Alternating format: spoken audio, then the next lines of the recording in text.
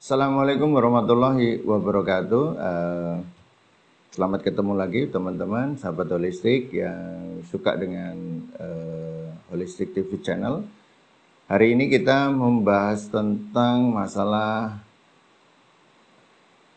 saffron, ya, atau apa yang nyebut jakfaron apa gimana. Jadi saffron itu ya lagi di booming lah hari inilah ya, tapi sudah masanya sudah agak lewat ini. Tapi perlu saya sampaikan ke teman-teman supaya apa, karakter orang Indonesia itu entah itu dibikin atau apa, saya bingung itu biasanya kalau ada satu ramuan yang kemudian lagi booming, semuanya pakai itu, jadi kayak latah gitu. Dulu pace, semua penyakit pakai pace. Kemudian muncul lagi kulit manggis, semua pakai kulit manggis itu. Jadi ada memang momen-momen tertentu orang itu memanfaatkan untuk jualan, satu. Tapi bagi kita yang sudah paham, kita tidak terombang-ambing oleh bahasa iklan seperti itu. Karena apa? Itu memang kadang dibuat untuk menggolkan sesuatu dengan mungkin tujuan pemasaran dan sebagainya, atau ingin mempublish lah, memberikan informasi, tapi kadang berlebihan. Sehingga masyarakat kemudian pakai semua, akhirnya membicarakan itu, akhirnya kemudian lewat, hilang. Itu. Kalau kita yang belajar, itu tanaman itu kita tahu dan kita pakai setiap saat selama bertahun-tahun, tapi di mana dipakainya dan sebagainya. Jadi perlu dipahami, Honghua itu atau jakfaron itu dia masuknya di kelompok herba pelancar darah dan menstruasi. Jadi masuk ke pelancar darah dan menstruasi. Nah, ini sifat dan rasanya itu pedas hangat. Ingat ya, pedas hangat, arahnya ke jantung dan hati. Nah, ini melancarkan darah menstruasi, meredakan nyeri. Kenapa bisa meredakan nyeri? Karena dia melancarkan darah. Dengan darah lancar, nyeri hilang. Ini juga sedikit pengetahuan baik. Anti nyeri itu tergantung masalahnya. Kalau masalah nyerinya stagnasi darah dan energi disebabkan karena lembab, ya, maka menghilangkan lembab akan menghilangkan nyeri. Kalau stagnasi darah dan energi disebabkan karena dislokasi, jatuh dan sebagainya, atau terpukul dan sebagainya, maka dengan pemijatan melancarkan, hilanglah nyeri. Kalau disebabkan karena dingin, dengan membuang dingin yang membekukan pembuluh darah, yang membekukan otot-otot sehingga menjepit darah, maka nyeri hilang. Itu kayak rematik dan sebagainya, kayak kram karena kedinginan dan sebagainya, itu bisa.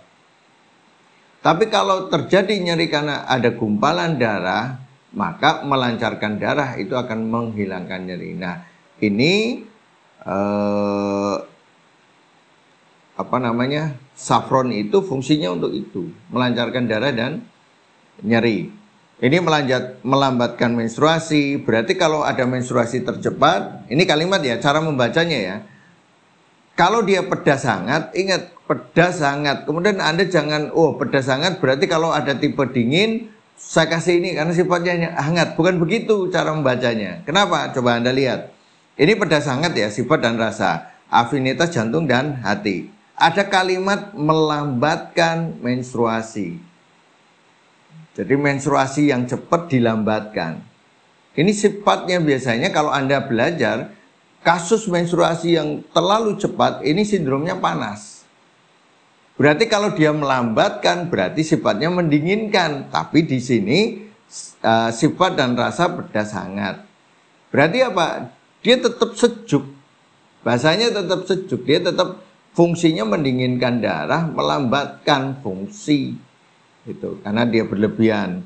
Kemudian sirkulasi darah yang buruk berarti karena ada stagnasi, ada kotoran-kotoran yang harus dibuang, gumpalan darah, sakit pada perut bagian bawah disebabkan karena stagnasi di area bawah. Kemudian tidak mengalami menstruasi disebabkan karena stagnasi.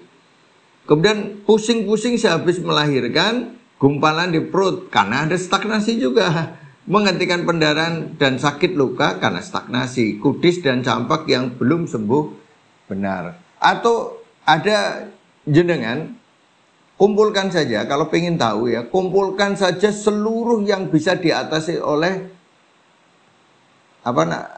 tadi itu saffron. Kumpulkan dari semua yang dikumpulkan, data-data kemampuannya dia, kemudian Anda sesudah dikumpulkan dibuat pola. Ini sebenarnya kasus yang diatasi apa saja. Nanti akan ketemu mengkerucut kepada tipe kasusnya.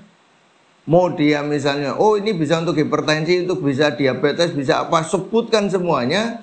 Nanti akan ketemu kata kuncinya. Misalnya dia membuang panas pada darah. Maka semua hipertensi, semua diabetes, semua penyakit yang diatasi ini, yang sifatnya panas dan sifatnya terjadi stagnasi, ini bisa diatasi. Nah itu cara membacanya kayak gitu. Jadi bukan kemudian ini fungsinya kayak gini, terus testimoni begini, terus dibaca, ditelan mentah, bukan begitu. Maka dipahami dengan benar. Supaya apa? Ketika kita mengilmui, kita tidak mudah terombang-ambing dengan bahasa-bahasa iklan. Itu. Karena apa? Biasanya memang ada metode iklan ketika itu dibumingkan, terus dia menggunakan momen itu untuk memasarkan, buat begitu sudah, dia tahu sudah mulai surut, nanti dia akan mencari tanaman yang lain untuk diiklankan lagi. Buat begitu dia dapat, nanti cari lagi. Itu kalau dapat duitnya banyak, gede gitu, karena pasar kagetan namanya.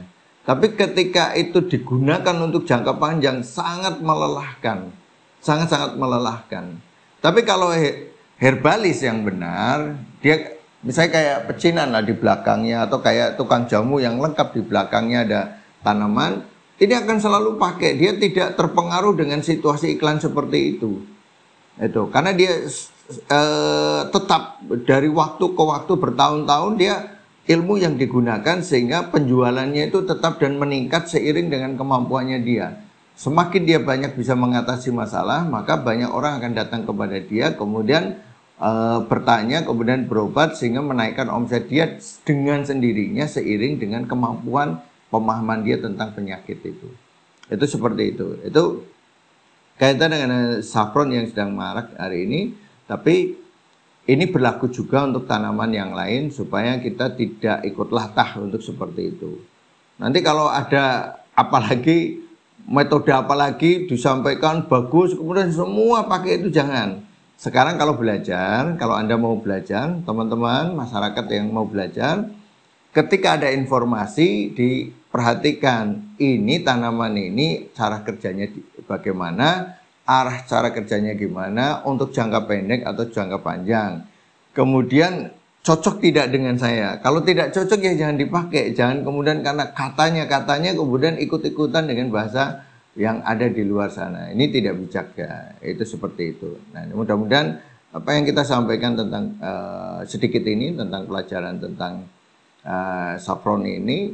Jadi ini bukan saffron aja ya, ini berlaku bagi semuanya. Tapi karena saffron ini lagi dibahas, Pak katanya bagus. Iya, semua yang Allah ciptakan bagus, tidak ada yang sia-sia. Tapi persoalannya Allah ciptakan buat siapa, untuk siapa, waktu seperti apa, berapa waktu lamanya, berapa dosisnya, terus tidak boleh untuk siapa, itu kita harus ilmui supaya tidak terjadi kesalahan dalam menggunakan ciptaan Allah ini sehingga menimbulkan mudarat yang lebih banyak pada diri kita. Mudah-mudahan kita selalu dilindungi oleh Allah, kemudian kita bisa memahami semua yang ada di lingkungan dan informasi yang datang ke kita dengan cara ilmu. Jadi bukan dengan cara nafsu ya, tapi dengan mengilmui, maka kita bisa lebih tenang lagi menghadapi berita-berita yang ada di luar sana. Insya Allah demikian, mudah-mudahan bermanfaat. Assalamualaikum warahmatullahi wabarakatuh.